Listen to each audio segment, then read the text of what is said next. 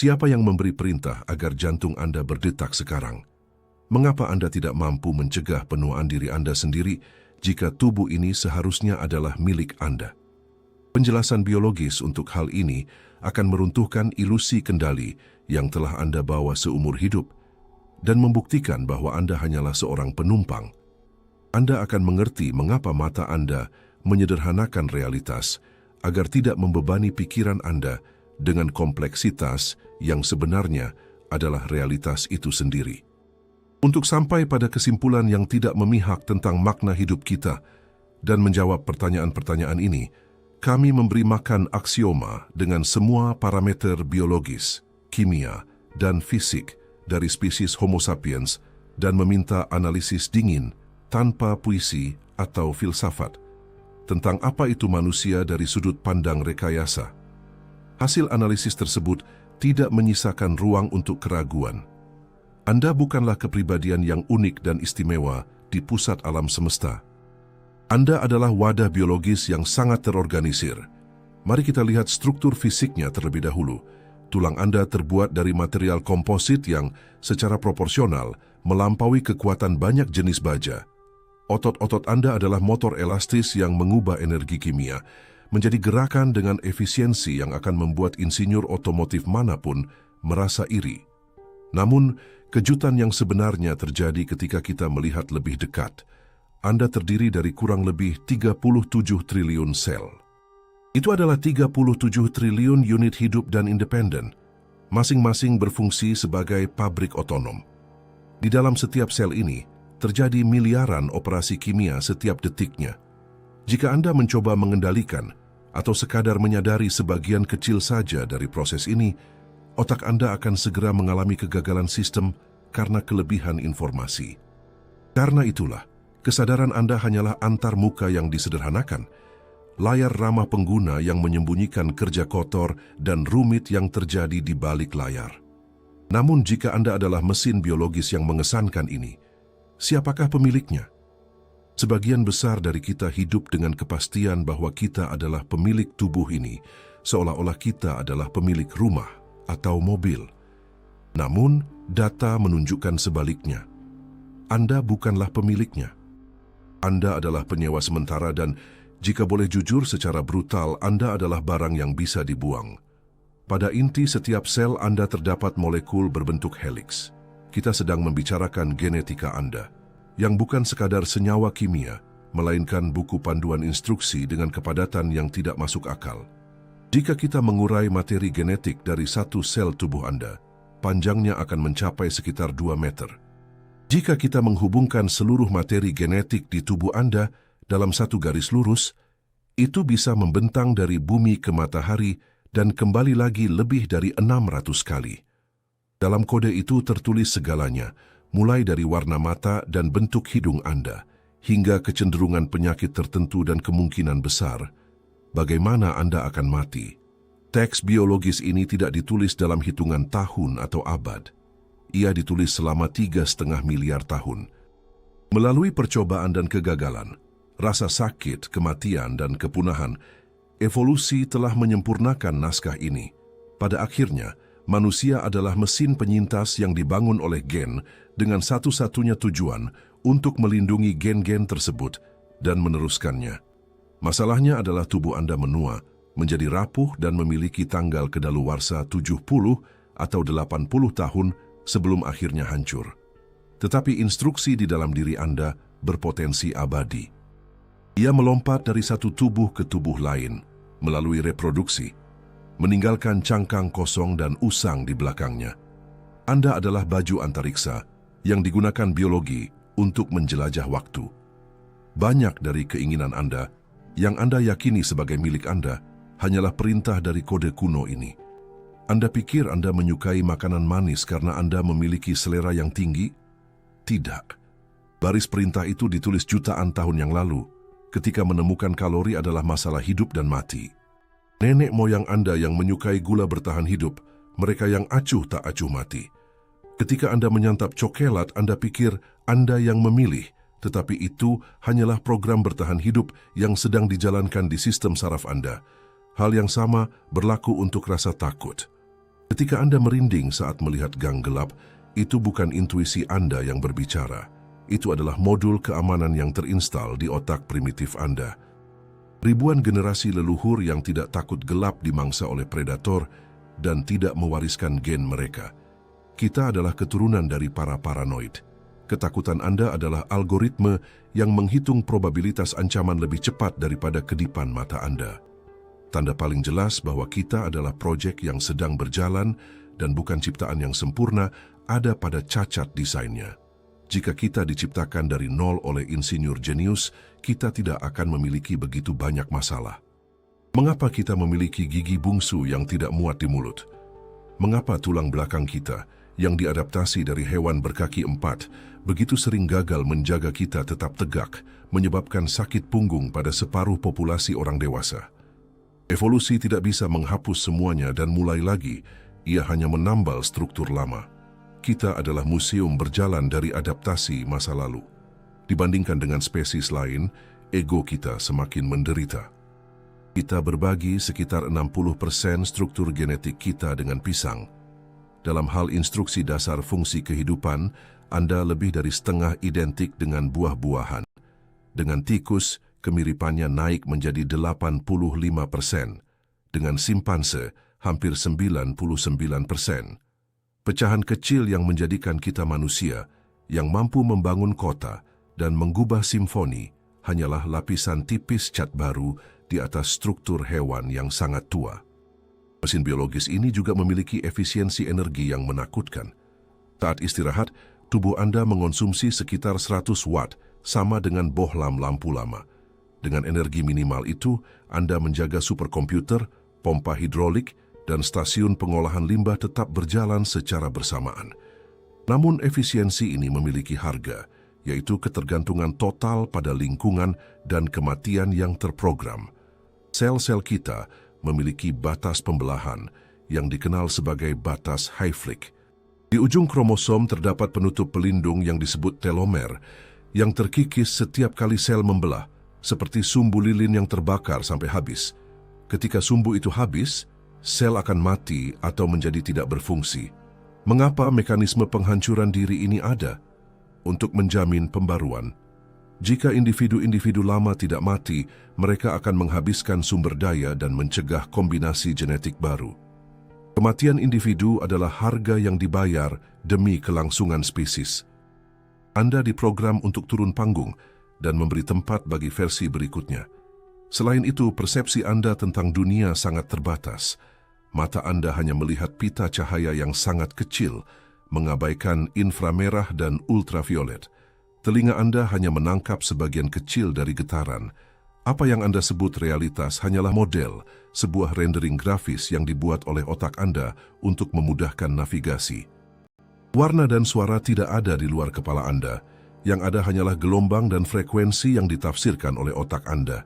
Dengan skenario ini, tersisalah pertanyaan yang paling sulit untuk ditelan. Jika semua struktur fisik dan kimia bekerja secara otomatis, siapa yang mengambil keputusan? Apakah ada seseorang yang memegang kendali atau rasa memiliki kendali hanyalah ilusi lain yang diciptakan agar kita tetap berfungsi? Apa yang ditemukan sains menantang semua yang Anda yakini tentang kebebasan Anda sendiri. Beberapa dekade yang lalu, peneliti Benjamin Libet meminta sukarelawan untuk menggerakkan jari pada waktu yang acak, kapanpun mereka merasa ingin.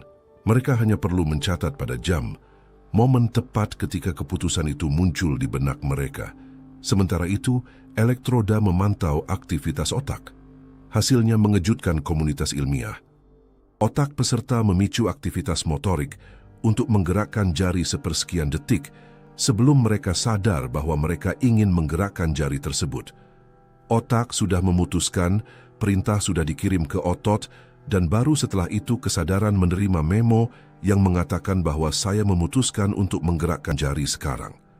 Anda, sebagai karyawan yang patuh, hanya menandatangani dokumen keputusan yang sudah diambil tanpa berkonsultasi dengan Anda. Dan itu baru permulaan. Dengan teknologi resonansi magnetik saat ini, situasinya menjadi lebih kritis.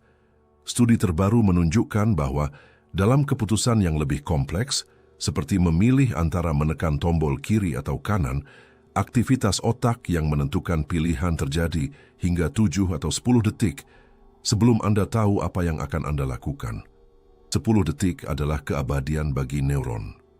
Saat Anda pikir Anda sedang menimbang-nimbang film mana yang akan ditonton atau hidangan apa yang akan dipesan di restoran, otak Anda sudah menyelesaikan persamaannya. Ia menimbang kadar glukosa Anda, hormon Anda, kenangan masa kecil Anda, dan pemasaran yang Anda lihat kemarin. Keraguan Anda hanyalah layar pemuatan sistem sementara proses diselesaikan di balik layar. Aksioma menggambarkan kesadaran manusia, bukan sebagai presiden perusahaan yang mengambil keputusan strategis, tetapi sebagai sekretaris pers. Sekretaris itu tidak memutuskan apapun. Ia hanya menerima berita tentang apa yang sudah terjadi, dan satu-satunya fungsinya adalah membuat cerita yang meyakinkan untuk menjelaskan kepada publik, atau dengan kata lain, kepada diri Anda sendiri, mengapa tindakan itu diambil. Kami menyebutnya rasionalisasi.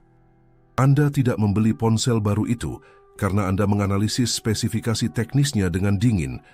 Otak emosional Anda bereaksi terhadap status, kilau layar, dan janji dopamin. Pembelian itu diputuskan oleh emosi.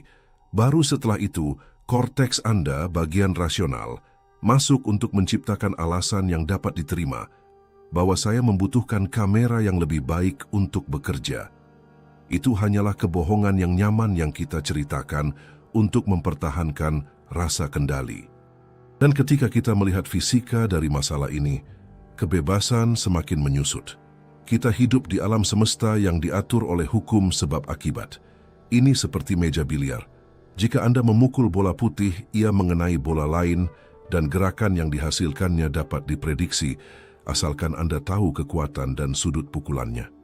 Otak Anda terbuat dari atom yang sama yang menyusun bola biliar. Mereka mematuhi hukum fisika yang sama. Setiap pikiran yang Anda miliki adalah hasil langsung dari reaksi kimia sebelumnya, yang disebabkan oleh stimulus sebelumnya, dalam rantai tak terputus yang merunut kembali ke kelahiran Anda, dan sebelum itu, ke pembentukan alam semesta. Jika kita memiliki komputer yang cukup kuat, yang dikenal dalam filsafat sebagai setan Laplace, dan kita memberi makan mesin ini dengan posisi setiap atom pada saat Big Bang, ia bisa menghitung dengan presisi mutlak bahwa Anda akan berada di sini, sekarang, mendengarkan kata-kata ini. Segala sesuatu yang terjadi adalah jatuhnya kartu domino yang telah didorong miliaran tahun yang lalu. Di sini kita memasuki wilayah berbahaya tentang moralitas. Jika kebebasan sejati tidak ada, apa yang membedakan seorang penjahat dengan seorang pahlawan? Masyarakat mengatakan itu adalah karakter. Analisis dingin mengatakan itu hanyalah perbedaan perangkat keras dan lingkungan. Seorang pembunuh tidak memilih gen agresifnya, tidak juga tumor yang mungkin menekan amigdala otaknya, dan apalagi trauma masa kecil yang membentuk perilakunya. Dia adalah mesin yang rusak. Pahlawan di sisi lain adalah mesin yang berfungsi dengan pengaturan optimal. Kita tidak menyalahkan mobil karena remnya blong. Kita memperbaikinya atau menariknya dari peredaran, tetapi kita bersikeras menyalahkan mesin manusia seolah-olah ia memiliki opsi ajaib untuk melanggar hukum fisika yang menyusunnya. Banyak yang mencoba lari dari penjara logika ini menggunakan fisika kuantum dengan mengatakan bahwa di tingkat subatomik ada keacakan, dan karena itu masa depan tidak tertulis. Tapi perhatikan baik-baik, jika tindakan Anda adalah hasil dari data acak, seperti dadu yang bergulir di dalam neuron Anda, apakah itu membuat Anda bebas? Tidak. Itu hanya membuat Anda menjadi produk dari kebetulan, bukan dari kehendak sadar. Kebebasan membutuhkan kendali. Keacakan hanyalah kekacauan. Anda adalah budak dari roda gigi jam yang dapat diprediksi atau ketidakpastian dadu. Dalam kedua kasus tersebut, Anda tidak memegang kendali. Tapi mengapa ilusi pilihan begitu kuat? Mengapa kita merasa kita yang memilih? Karena itu adalah alat evolusi yang diperlukan. Jika Anda meletakkan tangan di atas api dan terbakar, otak perlu mencatat bahwa saya melakukan ini dan itu sakit. Sensasi kepemilikan ini menciptakan penanda memori untuk pembelajaran di masa depan. Tanpa ilusi bahwa saya yang melakukannya, tidak akan ada pembelajaran dari kesalahan. Selain itu, ini adalah lem perekat yang menyatukan masyarakat. Jika semua orang percaya bahwa mereka tidak bersalah atas apapun, kerjasama manusia akan runtuh. Kita membutuhkan kebohongan ini agar kita tidak saling membunuh. Hidup Anda bisa dilihat sebagai film yang sudah direkam, diedit, dan dimasukkan ke dalam gulungan. Film itu sudah siap di rak ruang waktu. Kesadaran Anda hanyalah penonton di bioskop yang menyaksikan pemutaran perdana. Anda menangis, bersorak, ketakutan, berpikir bahwa pahlawan bisa berbelok ke kiri atau ke kanan. Tapi pita filmnya sudah dicetak. Ada kebebasan aneh dalam menerima hal ini. Jika Anda tidak mengendalikan naskahnya, mengapa membenci diri sendiri atas kesalahan yang tak terelakkan? Mengapa menghakimi orang lain begitu keras karena menjadi siapa mereka diprogram untuk menjadi? Namun kesimpulan ini memunculkan paradoks terakhir yang tidak bisa kita abaikan. Jika tubuh adalah biomesin otomatis dan keputusan adalah perhitungan kimia yang telah ditentukan sebelumnya, siapa penonton yang menyaksikan film ini? Siapa suara di kepala Anda yang berkata, "Saya ada"? Jika kita membongkar biologi dan neurologi dan tidak menemukan orangnya di mana dia, semuanya menunjukkan bahwa apa yang Anda sebut, "aku" bukanlah sebuah benda, melainkan sebuah proses antarmuka virtual yang mungkin merupakan kebohongan terbesar dan paling sepi dari semuanya. Jika Anda mengucapkan kata, "aku" dalam pikiran Anda sekarang berulang kali, cobalah cari di mana tepatnya suara itu berada. Apakah Anda merasakan pusat gravitasi di belakang mata? Kebanyakan dari kita membayangkan ada pilot kecil di dalam kepala, pengamat tak terlihat yang melihat dunia, mendengar pikiran dan mengambil keputusan. Tapi apakah Anda yakin pilot itu ada? Atau mungkinkah dia hanyalah hantu di dalam mesin? Jika kita membedah otak Anda sekarang, kita akan menemukan neuron, darah, dan impuls listrik. Tetapi kita tidak akan menemukan Anda dimanapun. Tidak ada takhta tempat kepribadian Anda duduk. Aksioma telah menganalisis terabyte data psikologi kognitif dan neurobiologi untuk menemukan lokasi jiwa manusia. Dan kesimpulannya sangat menghancurkan. Karena aku, Anda bukanlah sebuah objek. Aku, Anda adalah sebuah proses. Ini adalah halusinasi terkendali, antarmuka virtual yang dihasilkan oleh otak untuk memudahkan navigasi di dunia. Kerjanya begini, di dalam komputer Anda terjadi miliaran operasi kompleks dengan 0 dan 1 yang tidak akan pernah Anda pahami. Agar Anda bisa menggunakan mesin tersebut, sistem operasi menciptakan desktop dengan folder berwarna dan ikon-ikon cantik. Saat Anda mengklik sebuah folder, Anda tahu bahwa folder itu tidak ada secara fisik di sana. Itu hanyalah pintasan grafis ke sebuah sektor di hard disk. Ego Anda persis seperti itu. Dia adalah ikon di desktop otak. Evolusi perlu menciptakan antarmuka ini, karena mengelola 37 triliun sel secara individu itu mustahil. Otak membutuhkan agen terpadu untuk mengatakan, "Saya lapar," daripada memantau penurunan glukosa di jutaan sektor berbeda. Ego adalah sekretaris yang merangkum laporan kompleks menjadi berita utama yang sederhana. Masalahnya adalah, sekretaris itu mulai percaya bahwa dialah pemilik perusahaan. Bukti bahwa kepribadian Anda bukanlah unit yang tak terpisahkan datang dari kasus medis nyata dan mengganggu. Ada pasien yang koneksi antara kedua belahan otaknya diputus melalui pembedahan. Hasilnya, dua kesadaran berbeda menghuni tengkorak yang sama. Satu tangan mungkin mencoba mengancingkan kemeja sementara tangan yang lain, dengan marah, mencoba melepaskannya. Satu sisi otak bisa percaya pada Tuhan, sementara sisi lainnya ateis. Jika jiwa Anda, aku Anda, bisa dibelah dua dengan pisau bedah, maka ia tidak pernah menjadi satu kesatuan yang utuh. Ia selalu merupakan paduan suara yang oleh otak Anda dipura-purakan sebagai solois. Ilusi kesatuan ini memiliki biaya yang sangat mahal, yaitu kesepian mutlak. Dengan menciptakan konsep aku, manusia secara otomatis menciptakan konsep yang lain. Kita membangun tembok yang tak tertembus antara pikiran kita dan sisa alam semesta. Hewan di hutan tidak menderita krisis eksistensial karena dia tidak melihat dirinya terpisah dari alam.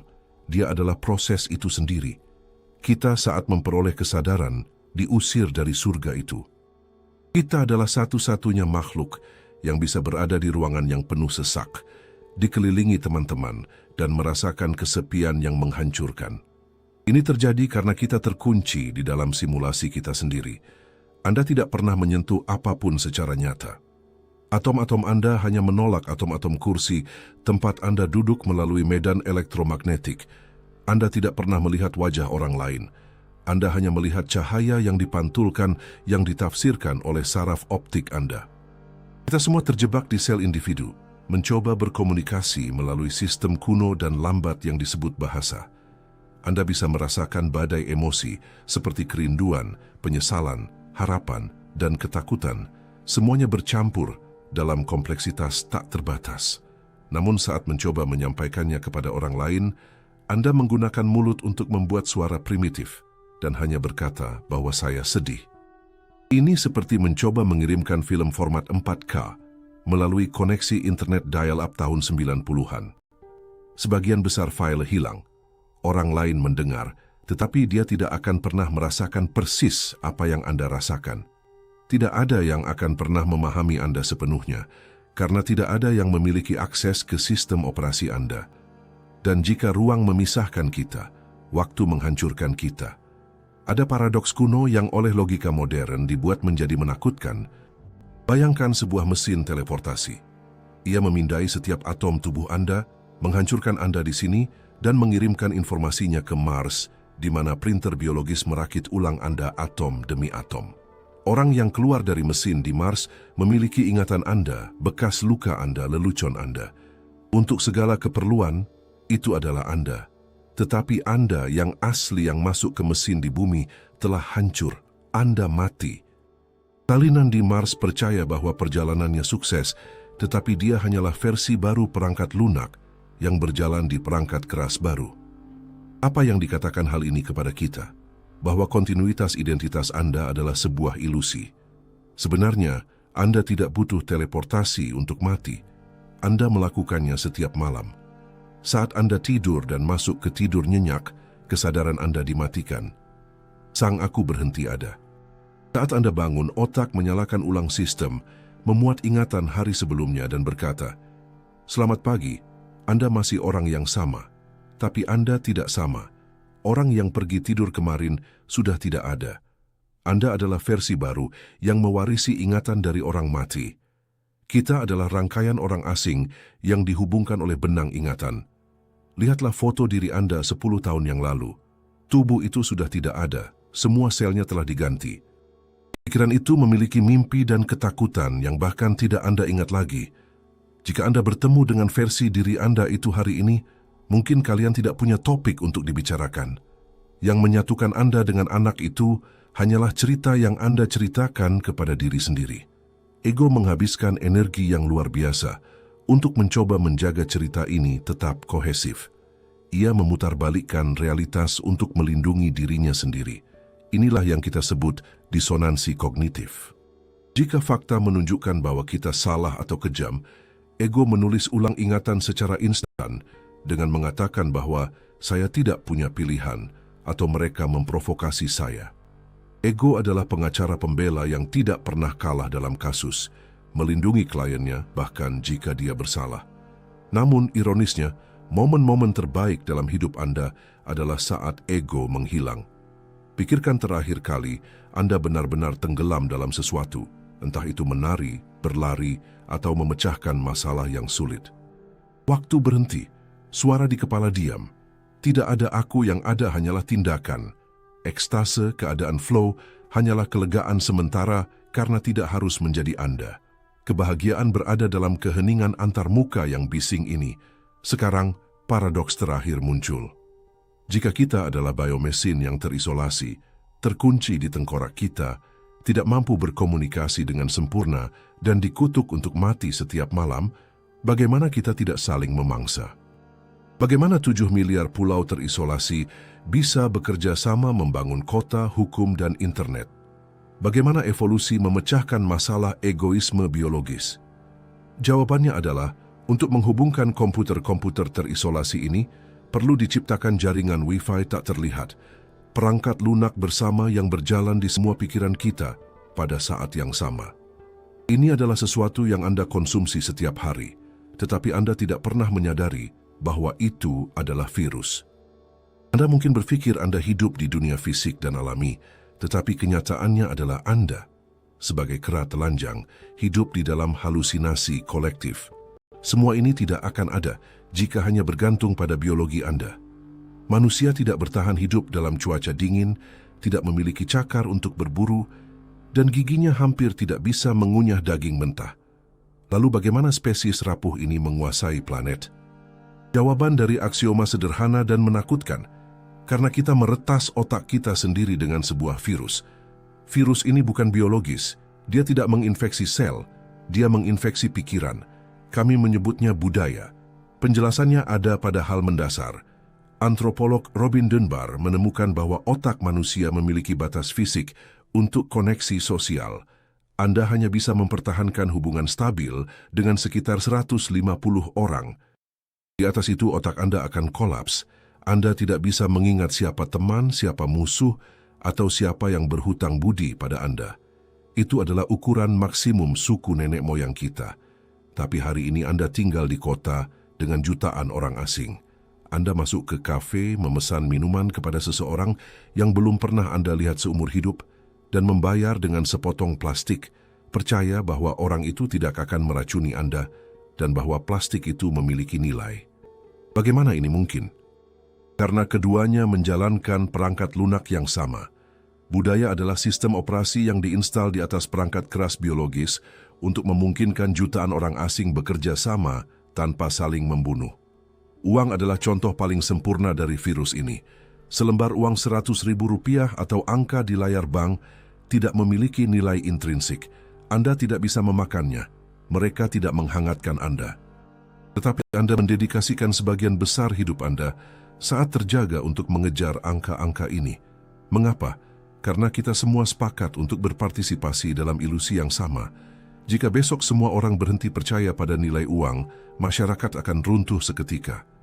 Ini adalah realitas intersubjektif. Ada hanya selama jaringan otak menopangnya. Hal yang sama berlaku untuk negara, hukum, dan perusahaan. Perusahaan seperti Google atau Apple tidak ada di dunia fisik. Perusahaan bukanlah gedungnya, bukan karyawannya, bukan produknya. Jika meteor menghancurkan semua kantor dan membunuh semua karyawan, entitas hukum itu akan tetap ada di atas kertas dan di pengadilan. Kita menciptakan fiksi hukum untuk mengatur kerja sama massal. Dan kita bersedia mati demi fiksi-fiksi ini. Konsep meme yang diciptakan oleh biolog Richard Dawkins menjelaskan bagaimana ide berperilaku persis seperti gen. Memes adalah unit informasi budaya, seperti melodi, mode, resep, atau ideologi politik. Ia membutuhkan otak inang untuk bertahan hidup. Saat Anda mendengar lagu yang menarik dan tidak bisa mengeluarkannya dari kepala, Anda telah terinfeksi. Saat Anda menyenandungkan lagu itu di dekat teman, Anda menularkan virus itu. Agama dan ideologi adalah kompleks meme yang sangat canggih. Mereka berisi instruksi pertahanan diri, seperti jika Anda tidak percaya ini, Anda akan dihukum, atau jika Anda menyebarkan kata ini, Anda akan diberi hadiah. Ini menjelaskan mengapa manusia bisa bertindak melawan insting bertahan hidup yang paling dasar. Insting biologis mengatakan lari dari bahaya dan lindungi hidup Anda. Tapi perangkat lunak budaya bisa menimpa perintah itu. Seorang prajurit menjatuhkan diri di atas granat untuk menyelamatkan peletonnya. Seorang martir mati kelaparan demi tujuan politik. Biologi berteriak untuk tidak melakukan itu, tetapi meme di kepalanya berteriak lebih keras tentang kehormatan, tanah air, dan Tuhan. Perangkat lunak telah mengalahkan perangkat keras.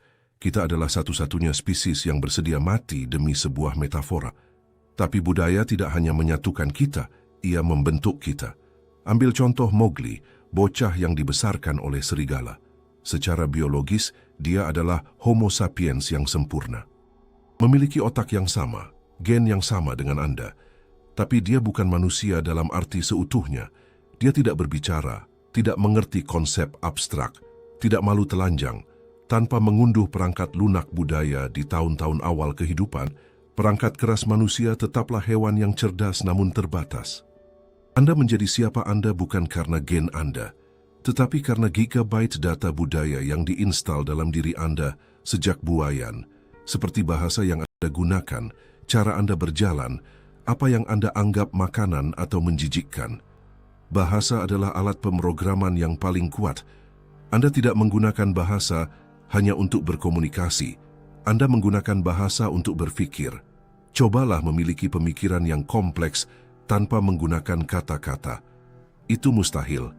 Kosakata Anda menentukan batas dunia Anda. Jika Anda tidak memiliki kata untuk menggambarkan emosi atau konsep, Anda tidak dapat memprosesnya sepenuhnya. Bahasa yang berbeda memaksa penuturnya untuk memperhatikan hal-hal yang berbeda. Dalam beberapa bahasa aborigin, tidak ada istilah relatif seperti kiri atau kanan, hanya mutlak seperti utara atau selatan. Hal ini membuat orang-orang tersebut memiliki rasa orientasi yang tampak supranatural bagi kita, tetapi itu hanyalah perangkat lunak linguistik yang berbeda. Namun sistem ini memiliki bug yang serius. Budaya berevolusi jauh lebih cepat daripada biologi. Tubuh kita masih hidup di sabana Afrika, berharap berburu antelop dan lari dari singa. Tapi budaya menempatkan kita di kantor tertutup, duduk selama 8 jam menatap cahaya buatan, dan berurusan dengan pemicu stres abstrak seperti tenggat waktu dan hutang. Hasilnya adalah konflik versi. Perangkat keras lama tidak kuat menjalankan perangkat lunak baru. Ini memicu epidemi modern kecemasan dan depresi. Tubuh Anda bereaksi terhadap email agresif dari atasan dengan cara yang sama seperti bereaksi terhadap harimau gigi pedang, membanjiri darah Anda dengan kortisol dan adrenalin. Tapi Anda tidak bisa melawan atau lari dari email. Anda harus tetap duduk dan tersenyum. Energi kimia yang tidak terpakai ini menumpuk dan menggerogoti Anda dari dalam. Kita telah menciptakan kebun binatang manusia yang sangat nyaman, tetapi membuat kita sakit. Selain itu, budaya membuat kita menjadi ketergantungan. Kita melakukan outsourcing pada kelangsungan hidup kita. Seorang manusia gua tahu cara membuat api, menemukan air, membangun tempat berlindung, dan membedakan tanaman yang bisa dimakan. Dia mandiri. Hari ini kita adalah modul khusus dari sebuah mesin besar. Anda tahu cara memprogram dengan Python atau membuat spreadsheet yang rumit, tetapi jika listrik mati dan supermarket tutup, Anda mati dalam beberapa minggu. Kita telah menjadi neuron di otak global, tidak berguna jika terputus dari jaringan. Namun jika budaya adalah virus yang menjinakkan dan membuat kita sakit, mengapa ia bekerja begitu baik? Karena ia membajak sistem penghargaan paling kuat yang ada. Untuk membuat kera-kera egois membangun piramida dan kekaisaran, evolusi membutuhkan agen kimia yang jauh lebih kuat daripada akal atau logika. Ia membutuhkan sesuatu yang membuat kita kecanduan satu sama lain. Ia perlu menemukan cinta. Pernahkah Anda merasakan tenggorokan tercekat saat menerima kabar buruk? Pukulan di perut yang terasa nyata, fisik, dan meninggalkan rasa pahit di mulut? Atau sebaliknya, saat Anda melihat orang yang Anda cintai dan jantung Anda berdegup kencang, tangan Anda berkeringat, dan dunia tampak lebih berwarna? Kita menyebut reaksi ini perasaan. Penyair mengatakan itu adalah bahasa jiwa. Tapi apa yang terjadi jika kita melihat ini melalui lensa dingin ilmu kimia? Kami memberi makan aksioma dengan spektrum penuh emosi manusia dan meminta analisis tanpa sentimentalisme. Jawabannya sangat sederhana secara brutal, karena apa yang Anda anggap sebagai pengalaman terdalam dan paling pribadi Anda, seperti cinta, kemarahan, dan kegembiraan, sebenarnya adalah badai biokimia yang terkendali, koktail hormon dan neurotransmitter yang dilepaskan di otak Anda. Emosi bukanlah sihir. Mereka adalah sistem kontrol yang diciptakan evolusi untuk memaksa biomesin Anda bertindak. Untuk memahami mengapa kita membutuhkannya, bayangkan leluhur kita di sabana. Dia mendengar suara di semak-semak. Jika dia menggunakan logika murni, dia akan mulai menghitung probabilitas itu adalah singa versus hanya angin. Sementara dia menimbang-nimbang, singa itu sudah akan memangsanya. Emosi adalah algoritma darurat. Rasa takut bukanlah pikiran, itu adalah suntikan adrenalin dan kortisol instan yang berteriak lari sekarang, bahkan sebelum pikiran sadar Anda memahami bahayanya. Kemarahan memobilisasi energi untuk bertarung, rasa jijik mencegah Anda memakan daging busuk. Itu adalah jalan pintas untuk bertahan hidup. Tapi bagaimana dengan perasaan yang baik? Mari kita buka dan analisis yang paling kuat dan dimitoskan dari semuanya. Cinta. Data menunjukkan bahwa apa yang kita sebut cinta sebenarnya adalah program 3 fase, masing-masing dengan tujuan kimiawi tertentu. Fase pertama adalah hasrat. Ini adalah testosteron dan estrogen yang beraksi, murni mekanis. Tujuannya sederhana, membuat Anda mencari pasangan manapun yang kompatibel untuk memulai proses replikasi genetik. Ini adalah dorongan hewan dasar. Fase kedua adalah gairah romantis. Inilah yang dibicarakan film dan lagu. Namun dari sudut pandang neurokimia, gairah hampir tidak dapat dibedakan dari gangguan obsesif-kompulsif yang parah. Di otak orang yang sedang jatuh cinta, kadar serotonin anjlok ke nilai yang sama dengan yang ditemukan pada pasien psikiatri. Itulah sebabnya Anda tidak bisa berhenti memikirkan orang lain itu. Anda secara harfiah terobsesi. Pada saat yang sama, otak Anda dibanjiri dopamin dan noradrenalin. Dopamin adalah molekul motivasi yang sama dengan yang dilepaskan oleh obat-obatan seperti kokain. Anda merasakan euforia, tidak butuh tidur, hampir tidak merasa lapar. Pemikiran kritis Anda dimatikan. Anda mengabaikan semua kekurangan pasangan. Mengapa evolusi membuat kita gila sementara? Untuk membuat kita mengatasi rasa takut dan keengganan alami terhadap orang asing, memungkinkan kedekatan fisik yang cukup untuk pembuahan. Gairah adalah jebakan biologis. Alam membius Anda agar Anda menandatangani kontrak reproduksi tanpa membaca tulisan kecilnya.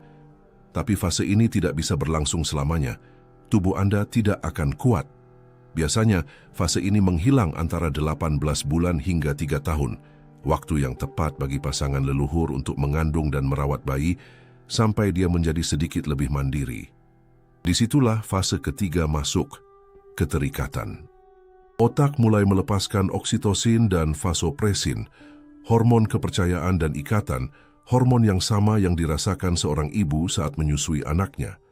Hormon-hormon ini menciptakan rasa tenang dan aman yang memungkinkan pasangan tetap bersama untuk membesarkan anak-anak dalam jangka panjang. Jadi, apa itu cinta? Itu adalah eksekusi skrip 3 bagian: temukan, reproduksi, lindungi. Hal yang sama berlaku untuk kebahagiaan. Budaya modern kita terobsesi dengan pencarian kebahagiaan, tetapi ada masalah mendasar. Anda tidak dirancang untuk bahagia. Anda dirancang untuk mengejar kebahagiaan. Dopamin bukanlah molekul kesenangan, melainkan molekul antisipasi. Dia memberi Anda hadiah saat Anda mengejar tujuan, bukan saat Anda mencapainya. Secara evolusioner, hewan yang puas adalah hewan yang mati. Dia berbaring di bawah pohon dan tidak mencari makanan lagi, pasangan lagi, keamanan lagi. Kita adalah keturunan dari mereka yang tidak puas, mereka yang selalu menginginkan lebih. Itulah sebabnya kebahagiaan tidak pernah bertahan lama. Anda memenangkan lotre dan tingkat kebahagiaan Anda melonjak. Setahun kemudian, menurut penelitian, tingkat itu kembali persis ke tempat sebelumnya. Anda menjadi terbiasa. Mobil baru hanya menjadi alat transportasi. Rumah besar hanya menjadi tempat untuk dibersihkan. Kita terjebak dalam treadmill hedonis, berlari mengejar wortel yang tidak akan pernah kita capai. Sistem emosional ini juga merupakan pintu masuk bagi manipulasi. Politisi dan pengiklan tahu kode akses ke otak Anda. Mereka tidak menyentuh logika Anda, tetapi rasa takut, harga diri, dan keserakahan Anda. Iklan dengan keluarga yang tersenyum sambil minum jus tidak menjual jus. Itu menjual emosi dari adegan itu. Neuron cermin Anda aktif. Anda merasakan dosis mikro kesejahteraan dan membeli produk itu. Berharap membeli perasaan itu juga. Tapi di sini ada paradoks besar. Untuk waktu yang lama, emosi dianggap sebagai musuh akal sehat. Ahli saraf Antonio Damasio membuktikan sebaliknya. Dia mempelajari pasien dengan kerusakan otak yang mencegah mereka merasakan emosi. Mereka tidak menjadi super rasional. Mereka menjadi tidak mampu mengambil keputusan yang paling sederhana sekalipun. Mereka bisa menghabiskan waktu berjam-jam menganalisis pro dan kontra, menggunakan pena biru atau hitam, tetapi tidak pernah sampai pada kesimpulan. Logika saja bisa mencantumkan pilihan tanpa batas. Emosi adalah yang mengatakan, saya lebih suka yang ini. Ia adalah sinyal tubuh yang memutus siklus analisis dan memungkinkan Anda bertindak. Tanpa emosi, Anda bahkan tidak akan bisa memutuskan apa yang akan dimakan saat sarapan. Jadi, apakah emosi kita adalah bug atau fitur? Kebenarannya adalah mereka adalah sistem operasi kuno yang berjalan di dunia modern. Reaksi kita dikalibrasi untuk zaman batu. Otak Anda bereaksi terhadap komentar negatif di internet dengan kepanikan yang sama seperti bereaksi terhadap auman predator. Koktail stresnya sama, tetapi Anda tidak bisa lari atau melawan layar ponsel, dan energi yang terperangkap itu menghancurkan Anda dari dalam. Namun di balik semua emosi ini, ada kekuatan pendorong, perasaan utama yang mengatur semua yang lain dan yang, secara diam-diam, membangun seluruh peradaban manusia. Itu adalah ketakutan yang kita rasakan bukan terhadap predator, tetapi terhadap akhir kita sendiri. Bayangkan dunia tanpa Anda. Sungguh-sungguh, pikirkan tahun 2150. Matahari akan terbit, orang-orang akan minum kopi, jatuh cinta, bertengkar karena hal-hal sepele. Tapi Anda tidak akan ada di sana. Tidak dimanapun. Nama Anda yang dulunya begitu penting akan menjadi kata yang terlupakan. Tubuh Anda akan terurai menjadi partikel yang sekarang menjadi bagian dari rumput, air, udara. Apa yang Anda rasakan saat memikirkan hal ini? Rasa dingin di perut? Protes dalam diam. Itu adalah aktivasi program tertua dan terkuat yang terinstal di dalam diri Anda. Takut mati. Ada paradoks logis dalam hal ini yang diabaikan oleh sebagian besar dari kita. Anda tidak ada selama 13 miliar 800 juta tahun, sejak Big Bang hingga hari Anda dilahirkan. Dan jurang waktu itu tidak mengganggu Anda sedikit pun. Anda tidak bangun dengan keringat dingin karena tidak hidup di era dinosaurus. Tapi gagasan tidak ada di masa depan menyebabkan ketakutan yang mendalam bagi Anda. Mengapa ada asimetri ini? Mengapa kekosongan masa lalu itu netral, tetapi kekosongan masa depan itu menakutkan? Jawabannya ada pada arsitektur ego Anda. Kesadaran Anda adalah proses linier, panah yang hanya menunjuk ke depan. Ia memandang masa depan sebagai hilangnya data yang terakumulasi, yaitu ingatan, pengalaman, dan identitas Anda. Bagi sistem yang dirancang untuk mengumpulkan informasi, gagasan tentang database yang dihapus adalah kesalahan fatal. Otak Anda bahkan tidak bisa mensimulasikan ketidakberadaannya sendiri. Cobalah membayangkan ketiadaan. Anda mungkin membayangkan kegelapan atau keheningan. Tapi untuk merasakan kegelapan, perlu ada mata. Untuk merasakan keheningan perlu ada telinga. Anda mencoba membayangkan diri Anda mengamati ketidakhadiran Anda sendiri yang merupakan jebakan logika. Ketakutan konstan akan pemusnahan ini seharusnya melumpuhkan kita. Jika hasil akhirnya selalu nol, mengapa harus berusaha? Mengapa mencintai, membangun, belajar? Untuk mencegah biomesin mengalami gangguan eksistensial, evolusi menciptakan mekanisme pertahanan yang jenius budaya. Hampir semua yang dibangun umat manusia pada dasarnya adalah proyek raksasa untuk menyangkal kematian. Kita mendirikan bangunan dari batu dan baja agar bertahan lebih lama dari tubuh kita. Kita menulis buku, melukis gambar, dan menggubah simfoni dengan harapan kesadaran kita ditransfer ke media yang lebih tahan lama daripada daging. Kita memiliki anak bukan hanya karena insting, tetapi dengan harapan bahwa sebagian dari kita, seperti nama, gen, dan cerita kita, terus hidup. Agama adalah patch keamanan yang paling jelas. Janji kehidupan setelah kematian menghilangkan kecemasan dan memungkinkan orang untuk terus berfungsi. Tapi bagaimana jika kematian bukanlah musuh? Bagaimana jika kematian sebenarnya adalah fungsi yang penting? Analisis aksioma menunjukkan bahwa kematian adalah alat inovasi. Bayangkan dunia para abadi, tidak ada yang mati, sumber daya habis dan, yang paling penting, kemajuan berhenti. Individu-individu tua, dengan ide-ide kaku dan ketakutan akan perubahan, akan menduduki semua posisi kekuasaan selamanya. Sains, seni, dan masyarakat akan stagnan. Seperti kata fisikawan Max Planck, sains maju dari pemakaman ke pemakaman. Ide-ide baru tidak menang karena meyakinkan lawan-lawan lama, tetapi karena lawan-lawan itu mati dan generasi baru tumbuh dengan menganggap ide-ide tersebut normal. Kematian adalah pembersihan catch system. Itu adalah riset yang membebaskan ruang untuk versi baru, kombinasi baru, kemungkinan baru.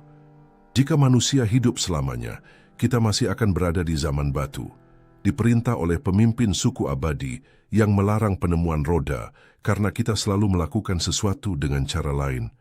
Anda perlu mati agar umat manusia bisa berevolusi. Anda bukanlah tujuan akhir. Anda adalah sebuah pijakan. Tentu saja, manusia modern menyatakan perang terhadap kematian. Kita menggandakan harapan hidup di abad terakhir dengan vaksin, antibiotik, dan operasi. Kita berada di ambang upaya meretas penuaan dengan rekayasa genetika. Tapi keabadian, jika tercapai, bisa menjadi kutukan terbesar dari semuanya. Nilai dari segala sesuatu ada pada keterbatasannya. Waktu itu berharga karena terbatas. Jika Anda memiliki keabadian di depan mata, tidak akan ada urgensi untuk melakukan apapun hari ini. Penundaan akan menjadi norma. Gairah yang lahir dari ketakutan akan kehilangan akan berubah menjadi kebosanan. Makhluk abadi tidak akan menjadi Tuhan, dia akan menjadi batu. Takut mati juga pada intinya adalah ketakutan akan kehilangan kendali. Kita merencanakan karier, keuangan, dan liburan kita bertahun-tahun sebelumnya. Kematian adalah satu-satunya peristiwa yang tidak bisa kita jadwalkan atau negosiasikan. Ia adalah pengingat terakhir bahwa terlepas dari semua pencakar langit dan satelit kita masih bagian dari alam dan bukan pemiliknya. Kabar baiknya adalah ketakutan ini tidak konstan. Ia mencapai puncaknya di usia paruh baya, ketika kita menyadari bahwa lebih dari separuh waktu telah berlalu dan tubuh mulai memberikan tanda-tanda kegagalan pertama.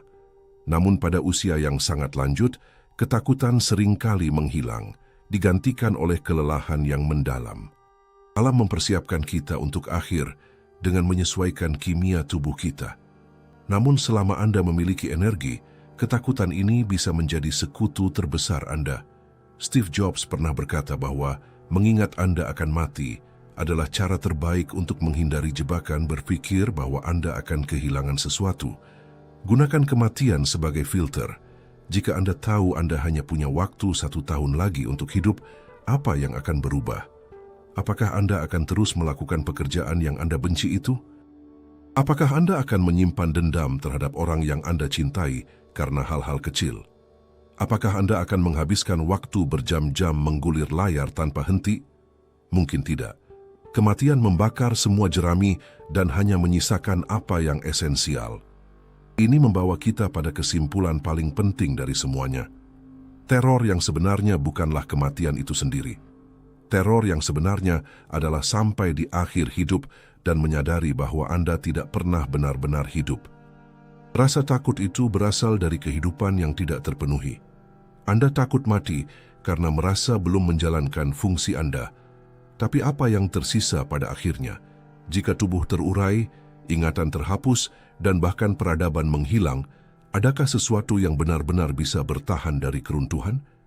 Adakah cara untuk melawan ketidakteraturan alam semesta dan meninggalkan jejak yang tidak bisa dihapus sepenuhnya oleh waktu? Jawabannya mungkin ada pada satu-satunya fungsi manusia yang tidak melayani kelangsungan hidup secara langsung, tetapi tampaknya menyentuh keabadian. Kami membongkar Anda bagian demi bagian. Kami mengupas kulit untuk mengungkapkan mesin biologis, membuka tengkorak untuk menemukan jaringan neuron yang diatur oleh kimia, dan menganalisis perasaan terdalam Anda hanya untuk menemukan algoritma bertahan hidup. Kami membiarkan Anda telanjang, sebuah biomesin tanpa kehendak bebas, menjalankan perangkat lunak budaya yang bahkan bukan milik Anda. Dan sekarang, di tengah reruntuhan semua ilusi Anda, pertanyaan terakhir bergema dalam kehampaan. Jika semuanya hanyalah materi dan kode, apa makna dari segalanya? Jawaban akhir dari aksioma bukanlah hukuman mati, melainkan sebuah manifesto tentang kepentingan kosmik Anda.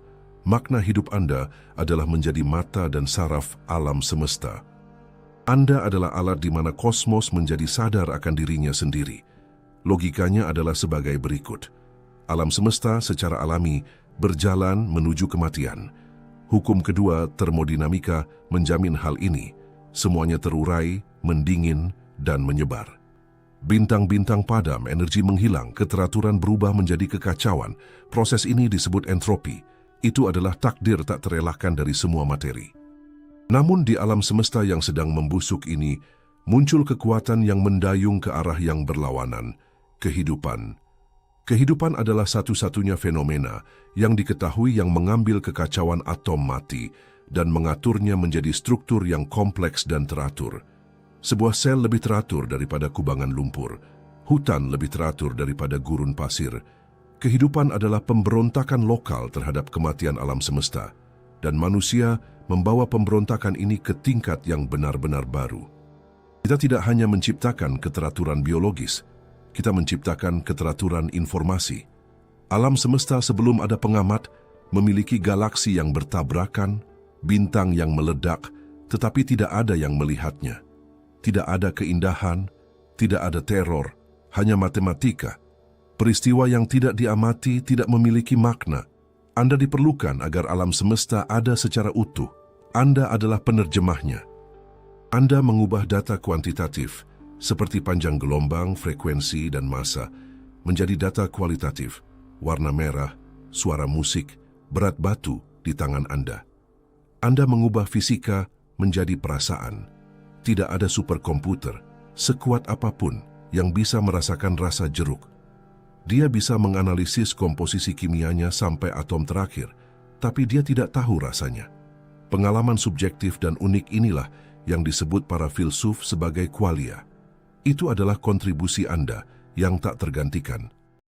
Setiap 1 dari 8 miliar manusia adalah sensor unik, dikalibrasi oleh kombinasi gen dan ingatan yang tidak pernah ada sebelumnya dan tidak akan pernah ada lagi. Perspektif Anda adalah edisi terbatas dari sebuah salinan. Misinya, kemudian, bukanlah menjalani kehidupan yang benar atau bahagia sesuai cetakan buku panduan. Alam semesta tidak peduli dengan skor Anda. Ia peduli dengan kompleksitas data yang Anda hasilkan. Jika Anda hidup dengan autopilot, menyalin apa yang dilakukan semua orang, Anda tidak menghasilkan informasi baru. Anda adalah kode yang mubazir. Tapi saat Anda mencintai, menderita, melakukan kesalahan, belajar, mencipta, Anda menenun pola informasi yang sangat kaya dan kompleks. Anda memperkaya basis data keberadaan. Jadi lihat lagi tangan Anda. Pada awalnya, itu hanyalah daging, sebuah ilusi. Kemudian, ia menjadi alat biologis, sebuah mesin. Tapi sekarang, Anda bisa melihatnya apa adanya. Instrumen untuk menciptakan keteraturan. Itu adalah tangan yang memegang kuas, yang mengetik baris kode, yang membelai wajah. Itu adalah senjata Anda melawan kekacauan. Memang benar Anda tidak memiliki kehendak bebas dalam arti memilih kartu yang Anda terima dalam hidup. Gen Anda, keluarga Anda, tempat Anda dilahirkan, tidak ada satupun yang merupakan pilihan Anda. Tapi inti permainannya bukan pada memilih kartu, tapi pada bagaimana Anda memainkannya. Keindahan pertandingan bergantung pada pemainnya. Ya, emosi Anda adalah kimia, tapi kimia itu melahirkan simfoni dan tindakan kepahlawanan. Fakta bahwa pelangi hanyalah pembiasan cahaya tidak membuatnya menjadi kurang indah. Memahami mekanika mukjizat tidak menghancurkannya, justru membuatnya semakin mengesankan. Pertimbangkan ini. Materi mati, debu bintang terbangun setelah miliaran tahun, mengatur dirinya dalam bentuk manusia, dan sekarang mampu menatap langit dan bertanya-tanya tentang asal-usulnya sendiri. Kita adalah cermin kosmos. Oleh karena itu, protokol terakhirnya sederhana. Hiduplah. Tapi hiduplah dengan sadar. Matikan autopilot. Rasakan setiap detiknya. Jika rasa sakit datang, jelajahilah. Itu adalah data unik. Jika sukacita datang, minumlah sampai tetes terakhir. Itu adalah pola langka. Jangan takut menjadi aneh. karena keanehan adalah hal baru. Jangan takut pada kesalahan karena kesalahan adalah penemuan jalan baru. Ciptakan sesuatu yang tidak ada sebelum Anda, meskipun itu hanya percakapan, makanan, sebuah ide. Dan ingatlah, jantung yang tidak Anda suruh berdetak itu, dia berdetak sekarang agar Anda bisa merasakan alam semesta. Hidup Anda seperti batang korek api yang dinyalakan dalam kegelapan abadi keabadian. Batang itu pasti akan padam. Entropi selalu menang pada akhirnya. Tubuh mati. Tapi, untuk sesaat yang singkat di mana Anda terbakar, Anda menerangi segalanya di sekitar. Anda menciptakan makna di tempat yang tadinya kosong. Jika Anda menyukai investigasi ini, langganan Anda, donasi dalam jumlah berapapun, atau menjadi member channel ini membantu kami memperluas proyek Aksioma. Kami ingin sekali membaca refleksi Anda tentang topik video di kolom komentar dan saran Anda untuk topik berikutnya. Beritahu kami dari kota mana Anda menonton. Terima kasih telah menemani kami sampai akhir.